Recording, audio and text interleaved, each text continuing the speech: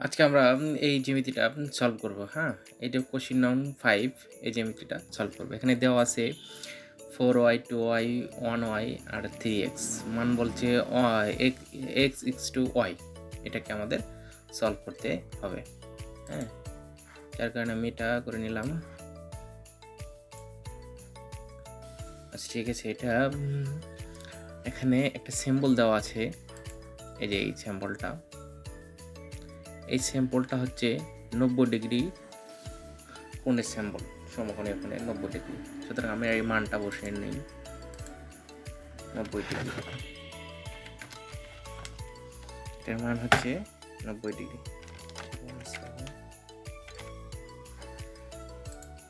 এই পুরোটার মান 90 ডিগ্রি। এখন আমরা কিন্তু লিখতে পারি 4y + 2y = 90 ডিগ্রি, কিন্তু লিখতে পারি। সুতরাং ক্যালকুলেশনে চলে যাই। 90 ডিগ্রি 4y + 2y = 90 ডিগ্রি।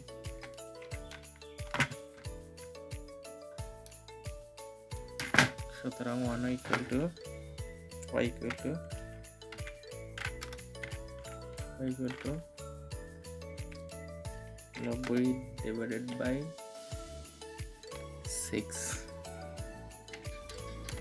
সুতরাং y এর মান হবে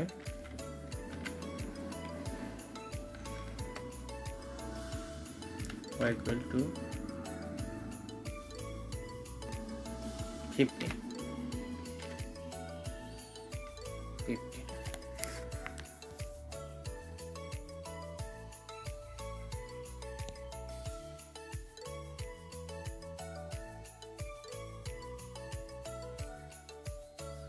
আমরা y এর মান পেয়ে গেলাম। এখন আমাদের মানটা বের করতে হবে x এর মান। তো y এর মান যদি 15 হয় আর এটা 3x, এটার মান হচ্ছে 90 ডিগ্রি, তার এই অপোজিটের মানও 90 ডিগ্রি, হ্যাঁ? তাহলে y এর মানটা আমরা 15 পেয়ে গেলাম। y এর মান 15 ডিগ্রি। তারপরে y এর মান যেহেতু 15 ডিগ্রি, এই কোণের মান তাহলে 15 ডিগ্রি। এটা সমান হচ্ছে 15 ডিগ্রি।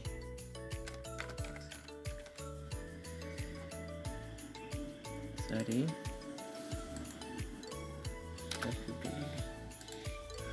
এটার মান 15 ডিগ্রি আর এইটার মান 3x। এই 15 ডিগ্রি + 3x সময় আমরা কিন্তু 90 ডিগ্রি লিখতে পারি। আবার ক্যালকুলেশন করি, কারণ যে এই সাইডের এটার মান যদি 90 ডিগ্রি হয় তাহলে এটার মানও 90 ডিগ্রি হবে। সরল লেখার সম্পূর্ণ মানই হচ্ছে 180 ডিগ্রি। সুতরাং ক্যালকুলেশন করি।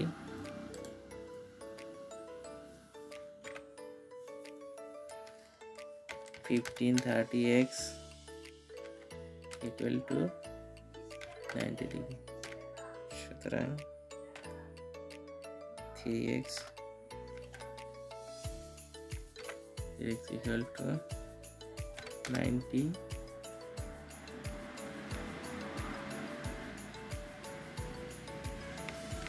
15 চলে গেল। সুতরাং x = 75 / 3। সুতরাং x = 25। সুতরাং x এর মান আমরা কিন্তু 25 পেয়ে গেলাম। এটার মান কিন্তু 75, হ্যাঁ 75 আর 15 = 90 ডিগ্রি। তাহলে আমরা মান পেয়ে গেলাম হচ্ছে, x এর মান পেয়ে গেলাম হচ্ছে 25 আর হচ্ছে y এর মান পেলাম 15।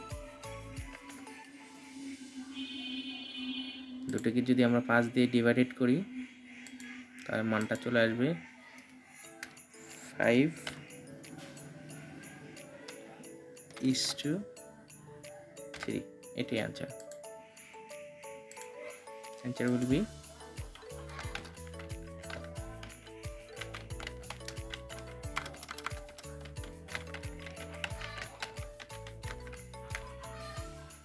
5 is to